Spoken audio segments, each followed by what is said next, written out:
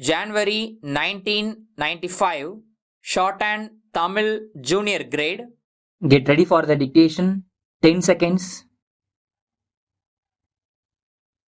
5 seconds. Start. மாண்புமிகு பேரவை தலைவர் அவர்களே, அடுத்த ஆண்டிற்கான வரவு செலவு திட்ட மதிப்பீடுகளை இந்த பேரவையின் முன் வைப்பதில் நான் மிகவும் மகிழ்ச்சி அடைகிறேன்.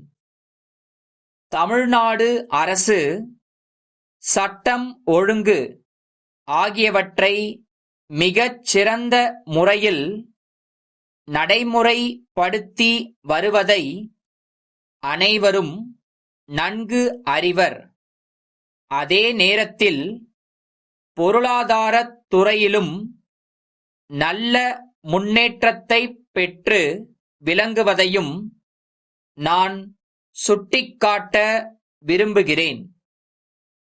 வெளிநாட்டு தீவிரவாதிகள் இம்மாநிலத்தில் நுழைந்து அதனால் இங்குள்ள மக்களுக்கு ஏற்பட்டிருந்த தொல்லைகள் முற்றிலுமாக நீக்கப்பட்டு இந்த தீவிரவாதிகள் மீண்டும் தலை தூக்கா வண்ணம் ஒடுக்கப்பட்டுள்ளதை இந்த நாடே நன்கு அறியும்.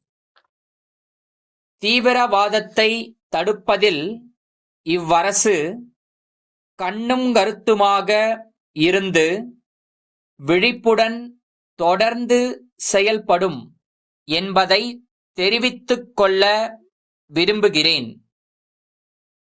கடந்த ஆண்டில் நமது நாட்டில் தேசிய அளவில் கடுமையான பொருளாதார நெருக்கடி ஏற்பட்டிருந்ததை இந்த அவையின் மாண்புமிகு உறுப்பினர்கள் அனைவரும் நன்கு அறிவர். முன்பு எப்போதும் இருந்திராத அளவுக்கு ஏற்பட்ட இப்பொருளாதார நெருக்கடிக்கிடையில்தான் இந்த அரசு பொறுப்பை ஏற்றது. இப்பெரிய நெருக்கடியை சமாளிக்க வேண்டிய வகையில் பல்வேறு திட்டங்களை இந்த அரசும் மத்திய அரசும் எடுக்க வேண்டிய இன்றியமையாததொரு சூழ்நிலை ஏற்பட்டது. இதைத் தொடர்ந்து எடுக்கப்பட்ட பல்வேறு நடவடிக்கைகள் காரணமாக நாட்டில் தொழில் வளர்ச்சி கணிசமான அளவுக்கு உயர்ந்துள்ளது. வேலையில்லா திண்டாட்டம் ஓரளவுக்கு குறைக்கப்பட்டுள்ளது. மக்களின் வாழ்க்கை தரமும் எதிர்பார்த்த அளவுக்கும் மேலாக முன்னேற்றம் கண்டுள்ளது. எனினும் விலைவாசிகளை, அதிலும் குறிப்பாக ஏழை எளிய மக்கள் பயன்படுத்தும் இன்றியமையாப் பொருள்களின் விலைவாசிகளை தொடர்ந்து கண்காணித்து வர வேண்டியது மிகவும் அவசியமாகும். பணவீக்க வீதத்தை கட்டுப்படுத்துவதில் மத்திய அரசு மிகவும் விழிப்பாக இருக்க வேண்டும். இந்த ஆண்டு ஏற்பட்ட நிதி பற்றாக்குறையும் அடுத்த ஆண்டில் எதிர்பார்க்கப்படும் நிலையும் விலைகள் மீண்டும் உயர்ந்து பல்வேறு பிரச்சினைகளை ஏற்படுத்தும் என்ற கவலையை ஏற்படுத்துகின்றன.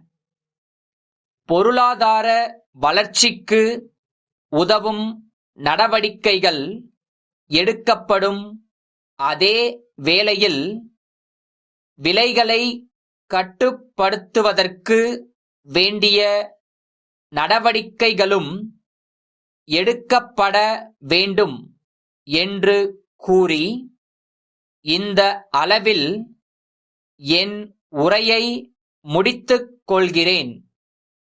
கோயம்புத்தூரிலுள்ள ராமசாமி கூட்டமைப்பின் பொது மேலாளர், சென்னையிலுள்ள கந்தன் கூட்டமைப்பின் விற்பனை மேலாளருக்கு எழுதும் கடிதம்.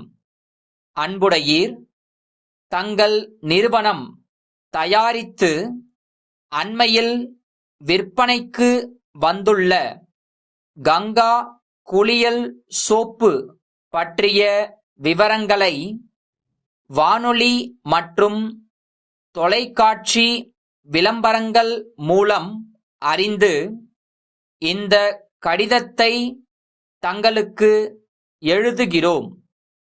எங்கள் பகுதியில் இந்த சோப்புக்கு மக்களிடையே நல்ல வரவேற்பு உள்ளது என்பதை தங்களுக்கு தெரிவித்துக் கொள்ள விரும்புகிறோம். மேலும் இப்பகுதியின் விற்பனையாளராக நாங்கள் நியமிக்கப்பட்டால் இப்பொருளின் விற்பனையை மிகச் சிறந்த முறையில் செய்வதற்கு நாங்கள் தயாராக உள்ளோம் என்பதையும் தெரிவித்துக் கொள்கிறோம். எங்கள் கோரிக்கையை தாங்கள் நன்கு பரிசீலனை செய்து தக்க முடிவினை விரைவில் எடுத்து எங்களுக்கு தெரிவிக்க வேண்டுமென்று கேட்டுக்கொள்கிறோம். தங்கள் பதிலை விரைவில் எதிர்பார்க்கும். தங்கள் நம்பிக்கையுள்ள